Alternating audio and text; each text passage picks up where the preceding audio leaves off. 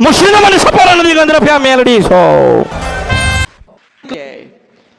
હવે તો એવું રહ્યું નથી.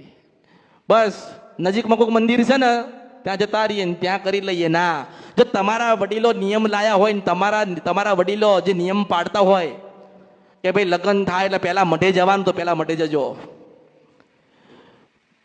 ભલે મારા આશીર્વાદથી કોઈના બી લગ્ન થાય તો હું એવું કહું છું કે પહેલા તમારી માની પાસે તમે જજો, પછી મારી પાસે તમે આવજો. તમારી માનો જે હક અને અધિકાર છે ને એ કઈ જવા ના દેતા. જવા દેવાય? ના જવા દેવાય. દીકરો જ્યારે પરણવા જાય ને ત્યારે પહેલા ત્યાં પૂછે કે દીકરાનો બાપ કોણ છે. પૂછે ને, દીકરાનો બાપ કોણ છે એવું પૂછવામાં આવે છે. એવું પરણીને વાલા આવો ને એટલે કહેવામાં આવે કે ભાઈ કુળદેવીએ જાઓ, કુળદેવી વગર આપણો કોઈ નથી. એટલે કુળદેવીએ પહેલા જવાનું થાય.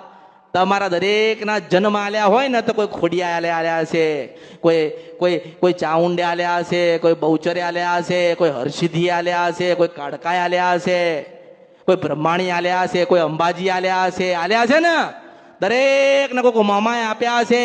દરેકને કુળદેવીએ જન્મ આપ્યા છે. આપ્યા ને દરેકને કુળદેવી જન્મ આપ્યા છે. હવે વિચાર કરો કે આપણે એના ના થઈએ તો શું થાય? જેને જન્મ આલ્યો છે એના ના થઈએ તો શું થાય? ભગવાન આપણો થાય? આપણો ના થાય. પણ આપણને જેને જન્મ આલ્યો છે એને જો એને કોઈ દાડો મૂકીએ નહીં તો આપણે નારાયણ નતાના જવું પણ મેળવીશું. આપણા ઘરે દુઃખ જ નહીં આવતો, પણ આ તો ઓળખો તો જ ઓળખાય. વિડીયો જોવા માટે અત્યારે જ ભક્તિ અમૃત યુટ્યુબ ચેનલને સબસ્ક્રાઇબ કરો.